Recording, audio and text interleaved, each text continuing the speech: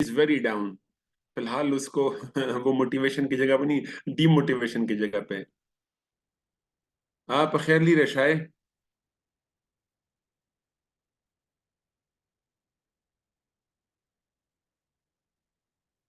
Okay.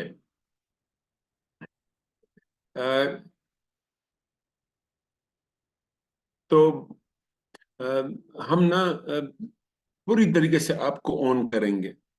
बस एक चीज, और आपको गैरत भी दिलाते रहेंगे। बस आपने अपने पार्ट पे गैरत करनी और पढ़ना है। और फिर उस दिन एक 3-4 दिन पहले मेरी क्लास थी, और एक स्टूडेंट गले मिला। मेरा ख्याल था कि नया स्टूडेंट है, या सॉरी पुराना स्टूडेंट है, अभी दोबारा तैयारी कर रहा है। तो मैंने कहा एग्जाम दिया, कैसा था सारा कुछ। तो अभी उसने शायद एग्जाम नहीं दिया है सीएसएस का, लेकिन वो कहीं पे एडी लगा है, असिस्टेंट डायरेक्टर कहीं पे लगा है। तो वो गले लगा, और फिर गले लगा रहा। अब इसको ये भी नहीं कह सकता कि मुझे छोड़ो, मुझे जाने दो। तो फिर इस तरह इमोशन भी शो कर लेते हैं। अ, हम आपको बड़ा ऑन करेंगे इंशाल्लाह। बस आप गैरत करते हैं। Okay. Now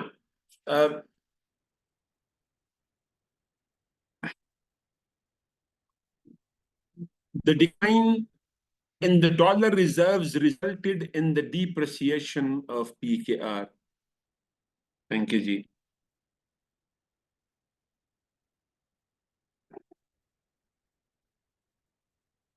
The decline in the dollar reserves resulted in the depreciation of PKR. Remember,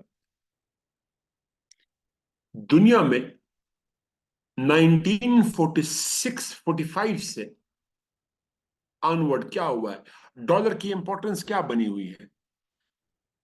किसी भी मुल्क की करेंसी की रेट जो डिसाइड होती है वो मोस्टली किसके खिलाफ होती है, डॉलर के अगेंस्ट होती है।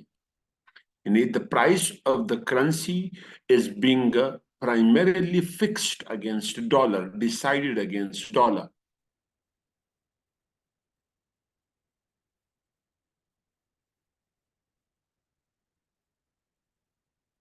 और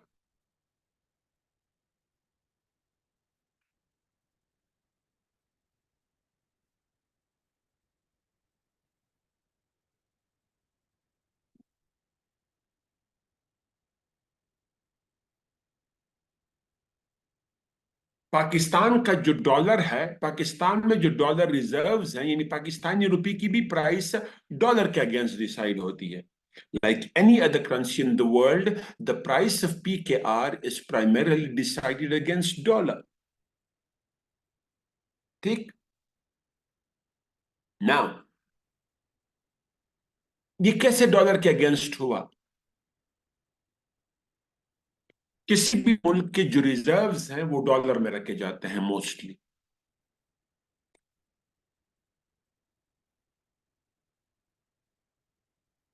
1945 में ये डिसाइड हुआ था, ब्रिटेन वुड्स सिस्टम पे लिखा गया है।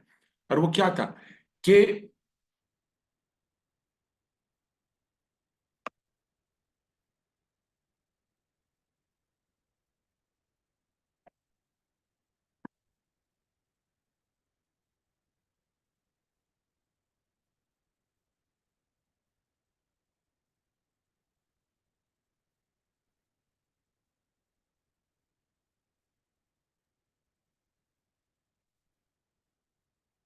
अमेरिका जो है, यूएस जो है, वो प्रिंटिंग ऑफ डॉलर करेगा against gold.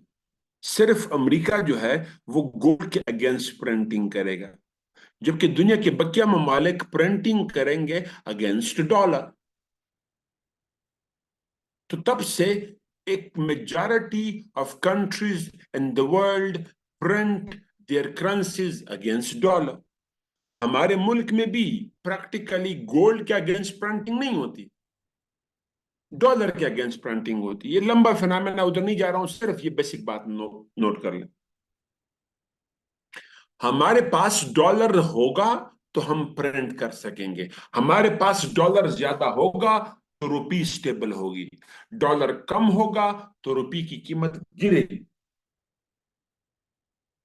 The more the dollar reserves, the stable the PKR. The decline in the dollar reserves, the devaluation of PKR. ये रूल याद रखो, डॉलर ज्यादा होंगे रुपी स्टेबल होगी, डॉलर कम होंगे रुपी की कीमत गिरेगी। इसके अलावा कोई ऑप्शन नहीं है।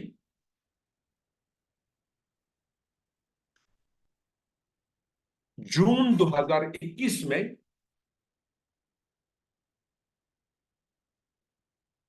जून 2021 में हमारे पास 23 बिलियन डॉलर के रिजर्व्स थे, द मिनिमम 23 बिलियन डॉलर के रिजर्व्स थे 2021 में, जून 2021 में।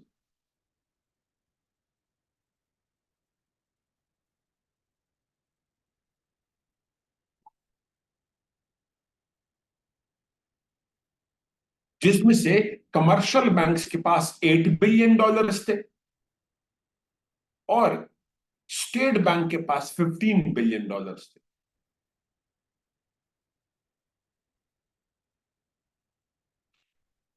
हमारे पास 23 बिलियन डॉलर के टोटल रिजर्व्स थे 2021 में। 2023 में हमारे पास रिजर्व्स अराउंड 7 बिलियन हो गए, यानी 23 बिलियन से मुल्क में डॉलर रिजर्व्स कम होकर 7 बिलियन पे आ गए।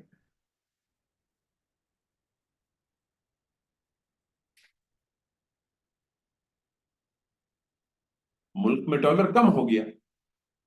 डॉलर कम होने के मुख्तलिफ वजूहात है, उस पर हम यहाँ पे फोकस नहीं कर रहे हैं। सबसे बड़ी वजह क्या था? ट्रेड डेफिसिट, तजारती खसारा। दूसरा, लोन वापस करना। तीसरा, फॉरेन इन्वेस्टर का भाग जाना। And go on.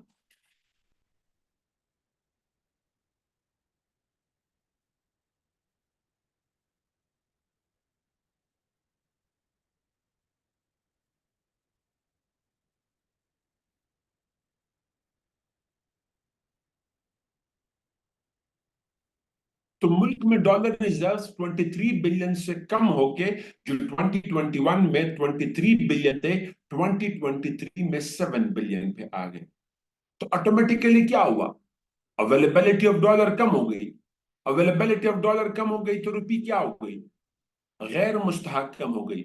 Rupee week हुई, रुपी की कीमत गिर गई, क्योंकि आपके मुल्क की रुपी की कीमत जुड़ी हुई है डायरेक्ट डॉलर के साथ। डॉलर है तो रुपी स्टेबल है, डॉलर नहीं है तो रुपी की कीमत गिरेगी। ये हुआ। Next, so decline in the dollar reserves resulted in the devaluation or depreciation of PKR. Next point is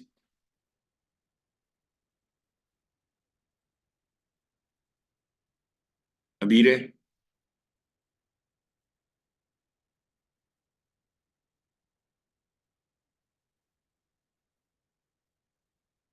दूसरा, एक और फिनोमेना समझो, shift of policy from artificial control to free floating. From artificial control to free floating. ये type कर रहा हूं message, आप इसको समझिएगा, बल्कि यहां पे शायद मैंने वो बताए हुए हैं। ये देखें, किसी भी मुल्क में करेंसी की जो प्रिंटिंग है, जो करेंसी की जो प्राइस है, वो किस तरह डिसाइड होती है? एक होता है स्टेट कंट्रोल। स्टेट डिसाइड करे कि मेरी करेंसी की कीमत आज से ये। और ये कहां पे होता है? मोस्टली कम्युनिस्ट कंट्रीज में। चाइना में 2016 तक ये था, रशिया में आज भी है, वेनेजुएला में है, नॉर्थ कोरिया में है। तो स्टेट कंट्रोल होता है of the price of the currency, लेकिन ये कहां पे होता है? कम्युनिस्ट कंट्रीज में होता है।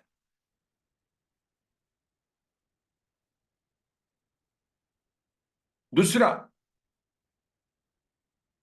Market control. दूसरा क्या होता है?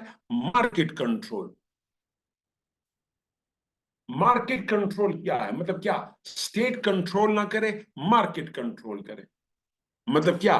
डिमांड एंड सप्लाई फिनोमेना है, डिमांड एंड सप्लाई प्रोसेस या फिनोमेना है। मार्केट में कौन? कमर्शियल बैंक्स डिसाइड करें, कमर्शियल बैंक्स डिसाइड करें, स्टॉक एक्सचेंज डिसाइड करें। तीसरा, मनी एक्सचेंजर्स डिसाइड करते हैं, मनी एक्सचेंजर्स डिसाइड करते हैं, मनी एक्सचेंजर्स डिसाइड करते हैं the price of the currency. यानी प्राइवेट मार्केट डिसाइड करे, स्टेट डिसाइड ना करे। प्राइवेट मार्केट डिसाइड करे, स्टेट डिसाइड ना करे। प्राइवेट मार्केट कौन है? बैंक्स हैं, कमर्शियल बैंक, स्टॉक एक्सचेंज है, प्राइवेट मनी एक्सचेंजर्स है, लेकिन रजिस्टर्ड वाले मनी एक्सचेंजर्स वो डिसाइड करते हैं the price of the currency, जिसको हम मार्केट कहते हैं। अबीर, तुमने हाथ उठाया क्यों?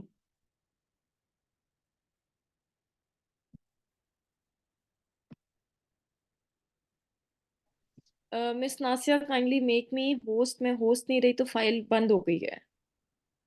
एक मिनट, एक बार तो मैंने होस्ट बनाने का तरीका सीखा तो था। वो सर इस बार एक्सेस सर मिस नासिया के पास है। ओके।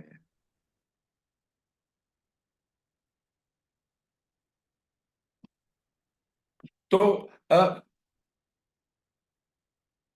करेंसी की प्राइस जब मार्केट डिसाइड करे तो उसको हम क्या कहते हैं?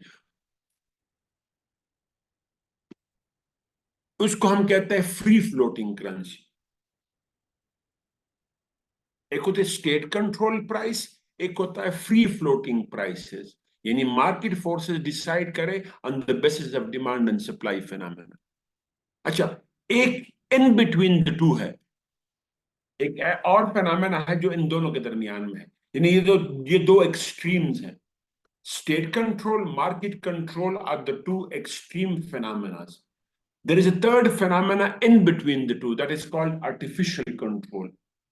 State artificial control करे the price of the currency, price of the currency को state control करे।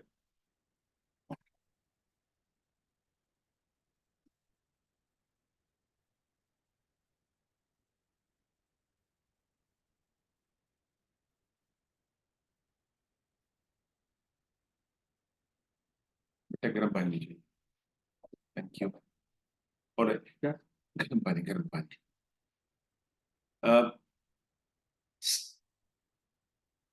आर्टिफिशियल कंट्रोल कैसे होता है?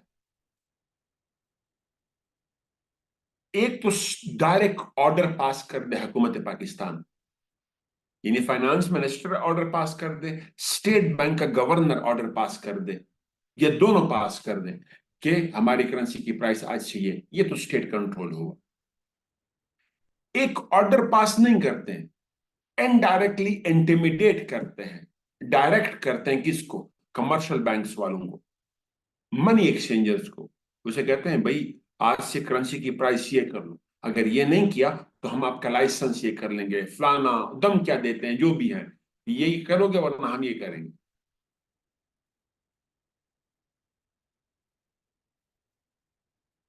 सितंबर 2022 में जब हमारे इसहाकडार साहब लंदन से वापस तशरीफ ला रहे थे, तो तब रुपये की कीमत डॉलर के मुकाबले में इंप्रूव होना शुरू हुई। वो हुआ क्या था? हमने आर्टिफिशियल कंट्रोल किया था। कैसे?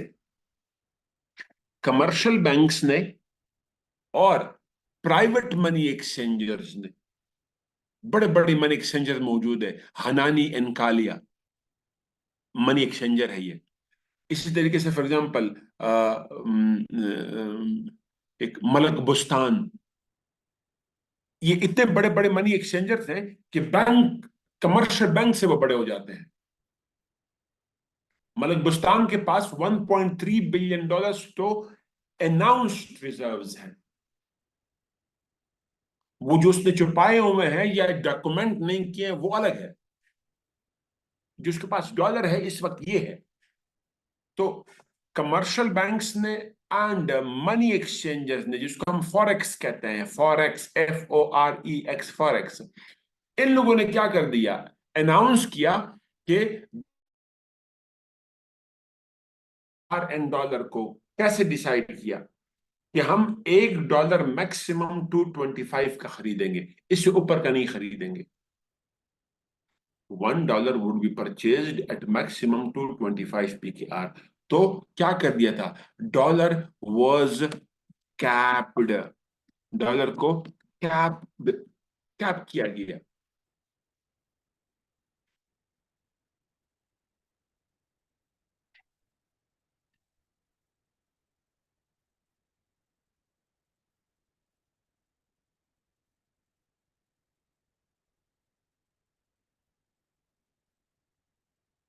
यानी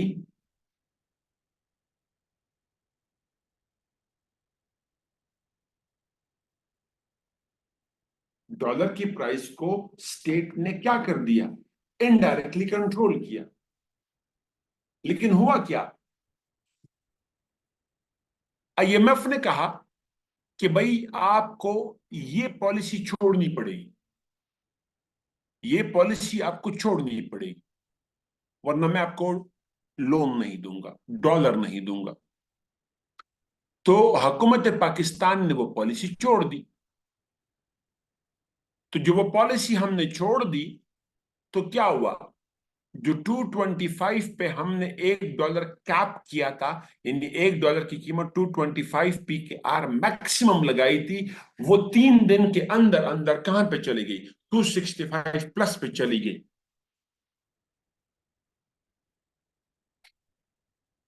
सो दूसरी बड़ी वजह for the devaluation of a currency is, हम आर्टिफिशियल कंट्रोल से फ्री फ्लोटिंग पे चले गए। क्यों चले गए, IMF की कंडीशन।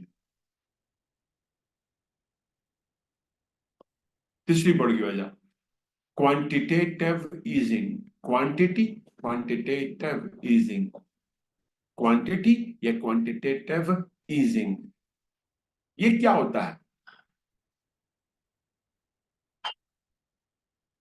ये सेंटेंस पूरा पढ़ लीजिएगा। In the international monetary system, whenever the state bank of a country prints more notes against the reserves, मतलब क्या, when the reserves are less and printing of note is more. For example, PKR is being printed against dollar, pound, euro, riyal, यन, ये 5 currencies में हमारे reserves हैं। हमारे reserve dollar में भी हो सकते हैं, रियाल में भी हो सकते हैं, यन में भी हो सकते हैं, यूरो में भी हो सकते हैं, पाउंड में भी हो सकते हैं।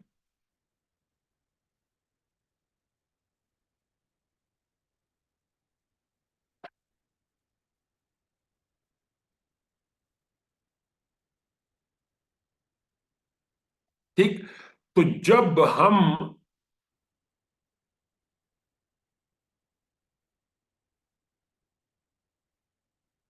भी हम ज्यादा प्रिंटिंग करेंगे अगेंस्ट द अवेलेबल रिजर्व, वो रिजर्व डॉलर में है या पाउंड में है या यूरो में है, वो रिजर्व्स कम है और प्रिंटिंग हम ज्यादा कर रहे हैं।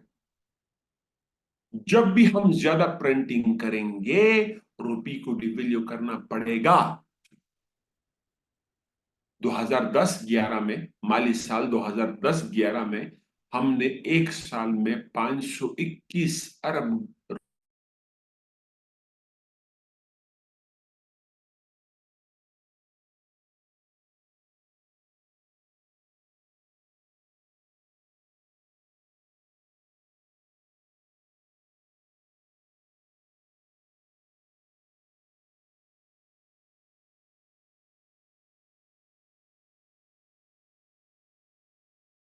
की तारीख की यह सबसे बड़ी अमाउंट है।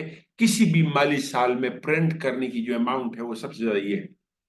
तो हमने ज्यादा प्रिंटिंग की, उतने डॉलर हमारे पास नहीं थे, रिजल्ट क्या हुआ? डिवैल्यूएशन। सो डिवैल्यूएशन के मैंने तीन बड़ी वजूहात बताई कि डिवैल्यूएशन क्यों होती है। एक, जब आप ज्यादा प्रिंटिंग करेंगे और आपके पास रिजर्व्स कम हो, आपको रुपी डिवैल्यू करना पड़ेगा। दूसरा, आपके पास डॉलर के रिजर्व्स ओवरऑल कम है, यानी पहले ज्यादा थे फिर कम हो गए, आपकी रुपी डिवैल्यू होगी। जिस तरीके से मैंने बताया कि पाकिस्तान में 21 में डॉलर 2021 में 23 अरब डॉलर थे, 2023 में 7 बिलियन हो गए। तीसरी बड़ी वजह क्या है? आर्टिफिशियल कंट्रोल से हम फ्री फ्लोटिंग पे चले गए।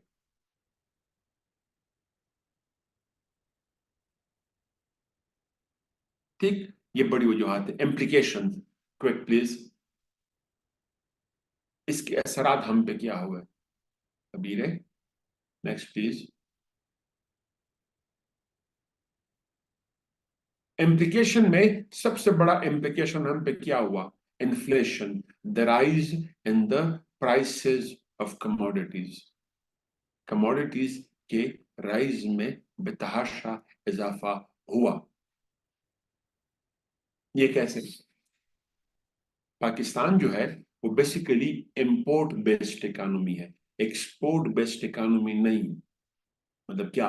Pakistan imports more and exports less. I told you a bit earlier, the total exports in the fiscal year 2022-23 was $36 billion, while the overall imports were $80 billion.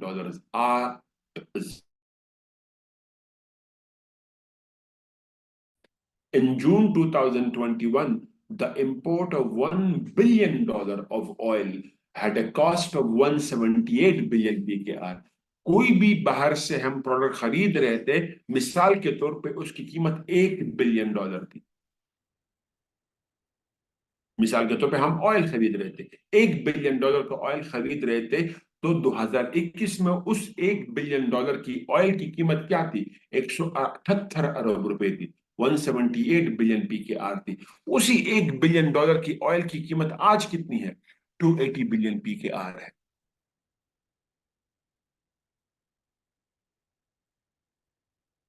तो हर इंपोर्टेड प्रोडक्ट महंगी हो गई। और फिर जब सबसे बड़ा इंपोर्टेड प्रोडक्ट हमारा क्या है? फ्यूल है, हाइड्रोकार्बन है। 2022-23 में हमने $23 बिलियन का ऑयल गैस इंपोर्ट किया। In the year 2022-23 the total hydrocarbon import, hydrocarbon means oil gas and coal, जो हमने इंपोर्ट किया था वाज मोर देन $23 बिलियन।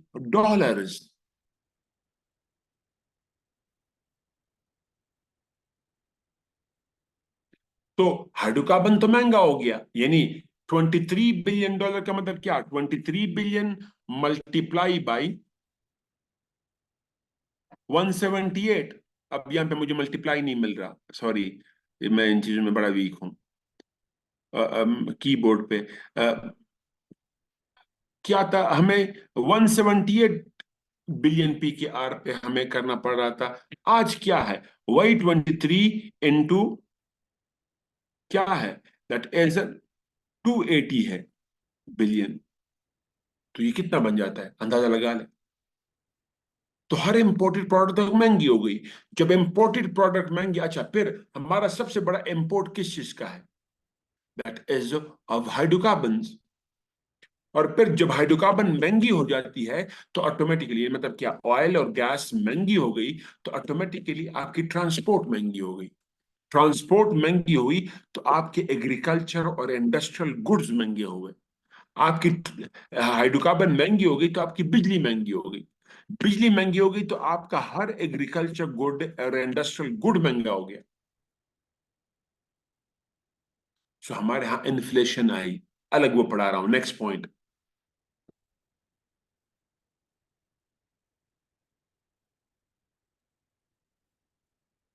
जाइएगा।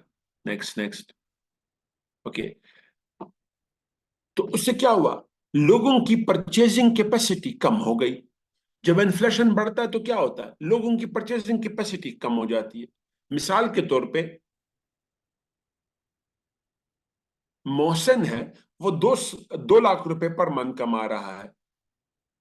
2021 में 2 लाख से वो बहुत कुछ मैनेज कर सकता था, लेकिन आज वो जो 2 लाख से मैनेज कर रहा था, वो अभी 4 लाख में भी मैनेज नहीं कर सकता। ये तकरीबन वो 4 लाख तक पहुंच गया है। तो 2 लाख से वो चीजें मैनेज नहीं हो सकती। तो लोगों की परचेजिंग कैपेसिटी कम हो गई। मतलब क्या, पहले आप 3 एसी चला रहे थे, एयर कंडीशन, तो आप 3 से 1 पे या 2 पे आ गए। इसी तरीके से फिर आपको क्या हुआ है, आपको मिसाल के तौर पे फ्रूट पे कंप्रोमाइज करना पड़ा है, कुछ को फिर मिल्क पे कंप्रोमाइज करना पड़ा, किसी को ट्रेवलिंग, आप ट्रेवलिंग करते थे उस पे कंप्रोमाइज करना पड़ा। आप शॉपिंग खुद के लिए साल में 5-6 मरतबा करते थे, अब 1-2 मरतबा पे आ गए।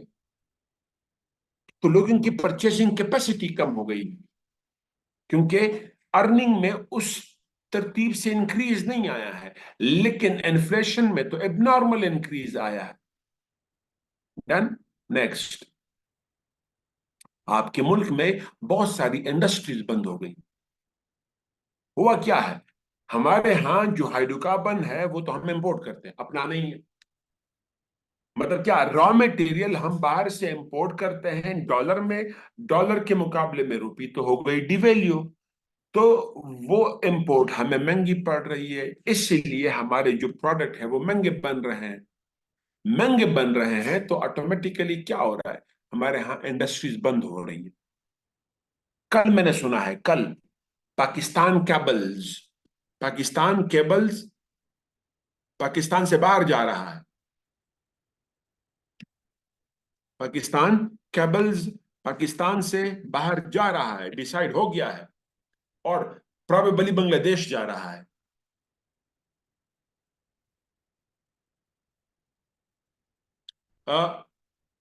निशात अपना एक यूनिट बाहर ले गया है, ये कपड़ों का एक वो है, ब्रांड है। लॉरेंसपुर जा चुका है चाइना।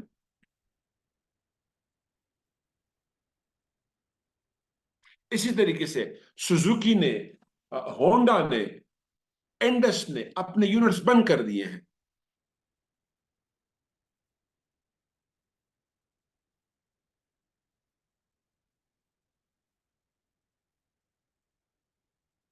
जी जी जी, ऐसा ही है Mahwish. Okay, next.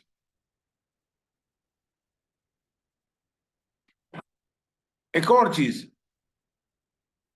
Increase in the foreign loan. Foreign loan पे कुछ हौसला दूं?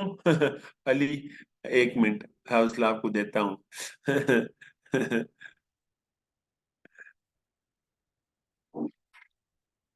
हमने, अब जब पॉलिटिकली गलत फैसले करते हैं तो आपके साथ ऐसा ही होता है। इकोनॉमिकली और पॉलिटिकली गलत फैसलों के कॉस्ट होती है। जब आप अगले जनरेशन पे फोकस नहीं करते, अगले इलेक्शन पे फोकस करते हैं, तो फिर ऐसा ही होता है। हाँ जी। फिलहाल आपको हौसला देना मेरा काम नहीं है, आपको सीएसएस के लिए कन्विंस करना, डेटा देना, पढ़ाना और लिखना सिखाना, ये मेरा काम है, और गैरत दिलाना मेरा काम है। ठीक है, हौसले ढूंढते रहो। मतलब अब ये जो सच है ये तो मैंने अब आपको पढ़ाना होगा। ये तो नहीं कह सकते पाकिस्तान में खैर खैरियत है। अली, ऑल राइट नाउ, है क्या, पाकिस्तान लोन एक्वायर करता है in the form of dollar. बाहर से हमने लोन लिया, वो डॉलर में लिया, हमने वापस डॉलर ही में पे करना है। डॉलर हमारे हुकूमत के पास से होता नहीं है, डॉलर हमें खरीदना पड़ता है। डॉलर हम खरीदते हैं कहां से, प्राइवेट मार्केट से। प्राइवेट मार्केट से हम डॉलर खरीदते हैं, किस चीज में खरीदते हैं, गोल्ड तो हमारे पास है नहीं कि उसमें खरीदे, कोई और करेंसी हमारे पास है नहीं जिसमें हम खरीदे, पीकेआर में ही खरीदेंगे, यानी रुपये में खरीदेंगे। तो जनवरी 2021 में हम अगर $1 बिलियन खरीद रहे थे तो उसकी कॉस्ट हमें पड़ रही थी 178 अरब रुपए। To purchase $1 billion from the market, it had a cost of 178 billion PKR in June 2021. But now it has a cost of more than 280 billion PKR.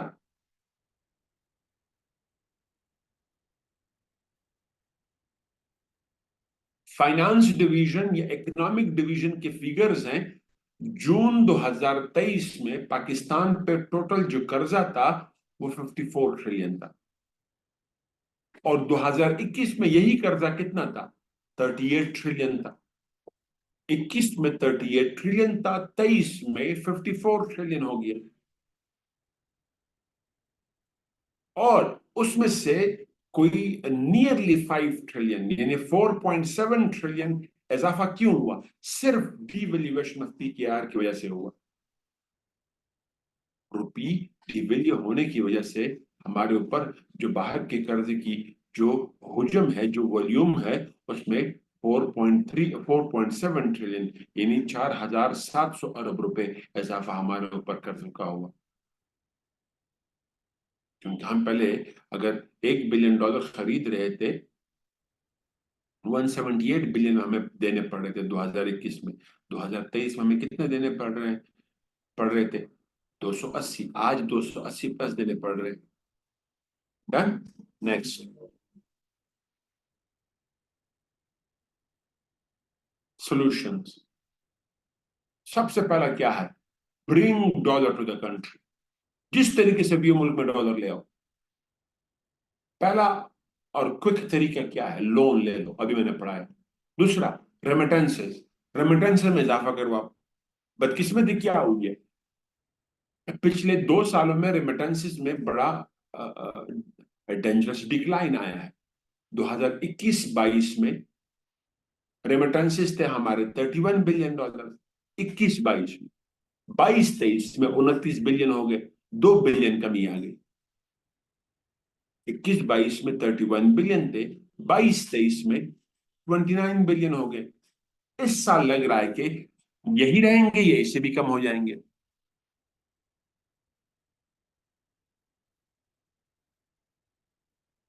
Majeed tourism में इजाफा करवाओ, फॉरेन इन्वेस्टमेंट लाओ वगैरह, ये। हाँ, लेकिन लॉन्ग टर्म सॉल्यूशन क्या है? ये तो शॉर्ट टर्म क्या है? रेमिटेंसेस में इजाफा करवाओ, लोन ले लो। लॉन्ग टर्म क्या है? टूरिज्म को प्रमोट करो, फॉरेन इन्वेस्टमेंट को अट्रैक्ट करो, और सबसे बड़ा, अपनी इंडस्ट्री को, अपने एग्रीकल्चर को, अपने आईटी एक्सपोर्ट्स को बढ़ाओ। अपने इंडस्ट्रियल सेक्टर को प्रमोट करो, एग्रीकल्चर को प्रमोट करो, तब जाके आपके एक्सपोर्ट्स बढ़ेंगे। एक्सपोर्ट्स बढ़ेंगे तो डॉलर आएगा। उसके बाद दूसरा क्या करना है, ये आपको वैसे पढ़ाना है, अलग अलग मैंने पढ़ाना है। उसके बाद decrease pressure on dollar reserves. Dollar reserve पे प्रेशर कम करो। कैसे कम करो? हम एक पोर्शन ऑफ ट्रेड को डॉलर से शिफ्ट कर सकते हैं। सारा का सारा ट्रेड डॉलर में ना करो, कुछ डॉलर से शिफ्ट कर दो। चाइना के साथ जो हमारा ट्रेड है वो डॉलर से शिफ्ट होता जा रहा है, तो युवान। चाइना के साथ रशिया के साथ हमारा ट्रेड युवान में शिफ्ट होता जा रहा है। अफगानिस्तान के साथ हमारा ट्रेड पीकेआर में होता जा रहा है, इंक्रीज होता, शिफ्ट होता जा रहा है। तो डॉलर पे प्रेशर कम करो। प्रेशर कम होगा तो यानी आप बकिया करेंसी में ट्रेड करेंगे तो डॉलर रिजर्व्स आपके बचेंगे। डॉलर को बचाएंगे तो आपकी रुपी स्टेबल होगी। तीसरा और सबसे इंपॉर्टेंट, स्मगलिंग को रोको। हमारे मुल्क से स्मगलिंग होती है ऑफ डॉलर, अफगानिस्तान को होती है, ईरान को होती है, मिडल ईस्ट को होती है। वो डॉलर स्मगलिंग को रोको। और आखिरी और सबसे इंपॉर्टेंट पॉइंट, पॉलिटिकल स्टेबिलिटी ले आओ। ये आपको अलग टॉपिक की सूरत में पढ़ाऊंगा। डन। ये भी आपका हो गया। एक और टॉपिक पर हम पढ़ेंगे, छोटा सा, ये हमने पढ़ लिया अभी रे। अम, क्या इन्फ्लेशन है इसमें? ठीक है। 15 मिनट आपको क्वेश्चन आंसर के लिए भी दूंगा, 15 मिनट में मैंने पढ़ाना है। देखो इन्फ्लेशन के लिए मेरे पास सोर्स क्या है, PBS, Pakistan bureau of statistics, 2022-23 का जो एनुअल रिपोर्ट है वो रिपोर्ट बताया जा रहा है। वो क्या कह रहा है, Pakistan is facing the highest ever price hike in its history. Pakistan की तारीख में जो सबसे बड़ी महंगाई आई है वो 2023 में आई है, 22-23 में आई है। जो सेंसिटिव प्राइस इंडेक्स है, मतलब क्या, जो वीकली बेस पे, मंथली बेस पे जो इंक्रीज इन प्राइसेस आया है वो क्या रहा, तारीख का सबसे ज्यादा रहा है 49.8%। जो माहाना बेस पे या क्वार्टरली बेस पे जो इंक्रीज इन प्राइस आया जिसको हम कहते हैं कंज्यूमर प्राइस इंडेक्स, वो आपका 37% था। तो हमारे मुल्क में महंगाई बेतहाशा बढ़ गई है। सबसे पहले क्या महंगा हुआ है, हाइड्रोकार्बन के प्राइसेस महंगे हुए। कैसे, पेट्रोल की कीमत 2021 में 150 रुपए थी, आज 281 रुपए, 291 है या 294 है PKR पर लीटर। डीजल की तकरीबन 160 रुपये पर कीमत, लीटर कीमत थी, आजकल 290 या 291 है। इसी तरीके से फिर आपकी जो अच्छा, पेट्रोल की 293 हो गई है। अबीर है, इसका मतलब है कि तुमने आज पेट्रोल गाड़ी में डलवाया है। गुड है, गुड है, ऑल राइट। इसी तरीके से बिजली की जो कीमत है हमारे यहाँ, सॉरी गैस की कीमत, हमारे मुल्क में गैस की कीमत में एक गो में जो इजाफा हुआ है वो 265% हुआ है। और पिछले 2 सालों में गैस की कीमत में जो इंक्रीज आया है वो 500% प्लस है। जिसके गैस का बिल अगर 500 रुपये आ रहा था, तो वो 5,000 से कहीं नहीं गया, 5,000 तो पहुंच ही गया है आराम से। दोस्त है, उसके घर के गैस का बिल, एक पोर्शन का बिल आया है 134,000, और दूसरे का पता नहीं कितना आया गैस का बिल। तो कहते एक ही चीज हमारे यहाँ थोड़ी सी सस्ती थी, उसका भी बड़ा गर्म हो गया। मैंने कहा सबर करो, आपने जो क्या कहते हैं सोलर पैनल लगाए हुए ना, इसकी भी आप पे टैक्स लगा देंगे। तो गैस की कीमत में इजाफा हुआ। बिजली की कीमत आपकी अगर 16-17 रुपए यूनिट था 2 साल पहले 2021 में, तो आज वो कीमत कहाँ पे पहुंची है, 54-55 PKR पर यूनिट पहुंच गई। तो आपका 3 गुना इंक्रीज आया है वहां पे भी। एक तो मैंने पावर सेक्टर की बातें बता दी। उसके बाद दूसरा नेक्स्ट पॉइंट हमारा क्या होगा, आपके जितने भी डोमेस्टिक प्रोडक्ट्स हैं उन सब की कीमत बढ़ गई है। डोमेस्टिक प्रोडक्ट्स की हर चीज की कीमत बढ़ गई है। वो सब्जियां हैं, वो गोश्त है, वो फ्रूट है, वो पेट्रोल क्या कहते हैं, वो एडिबल ऑयल है, वो मिल्क है। हर डोमेस्टिक प्रोडक्ट की कीमत बढ़ गई है। एक सेकंड, थोड़ी देर, 1 मिनट के लिए वो करते हैं, अजान होने लगी है, 1 मिनट मुझे दीजिएगा प्लीज, अजान हो रही है।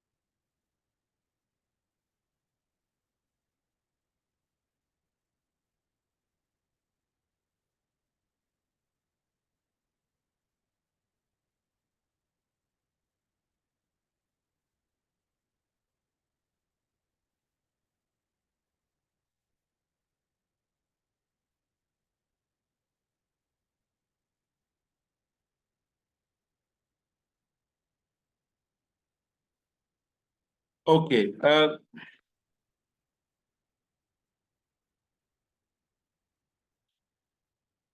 हर इंडस्ट्रियल प्रोडक्ट की कीमत बढ़ गई है। गाड़ी की कीमत मोर देन डबल हो गई है, जिस गाड़ी को भी उठा लो। इसी तरीके से फिर आपके मोबाइल की कीमत मोर देन डबल हो गई है। टेक्सटाइल के प्रोडक्ट की कीमत मोर देन डबल हो गई है। जितने भी इंडस्ट्रियल प्रोडक्ट्स हैं वो भी महंगे हो गए। इसी तरीके से हर एग्रीकल्चर प्रोडक्ट महंगी हो गई है। लाइव स्टॉक महंगी हो गई है। Go on. ट्रांसपोर्ट के किराए में भी तहाशा इजाफा हुआ है। So, unprecedented increase in the rise of the prices of commodities. Reasons. एक बड़ी वजह क्या है? Devaluation of PKR has resulted in the price hike of commodities. 2 बार पहले मैंने एक्सप्लेन किया इसी बात को। रुपी डिवेल्यू हो गई है। आप चीजें बाहर के मार्केट से खरीदते हैं डॉलर में और लोकल मार्केट में बेचते हैं पीकेआर। हम तो एक्सपोर्ट बेस्ड इकोनॉमी है ही नहीं, हम तो इंपोर्ट बेस्ड इकोनॉमी है। तो हर इंपोर्टेड प्रोडक्ट महंगी हो गई क्योंकि रुपी डॉलर के मुकाबले में डिवेल्यू हो गई। अभी थोड़ी देर पहले मैंने बताया कि अगर $1 बिलियन का हम कोई प्रोडक्ट खरीद रहे थे तो उसकी 178 बिलियन पे की आर पड़ रही थी, और आज उसी $1 बिलियन के प्रोडक्ट खरीदने के लिए 280 बिलियन पे के आर पे करने पड़ रहे हैं।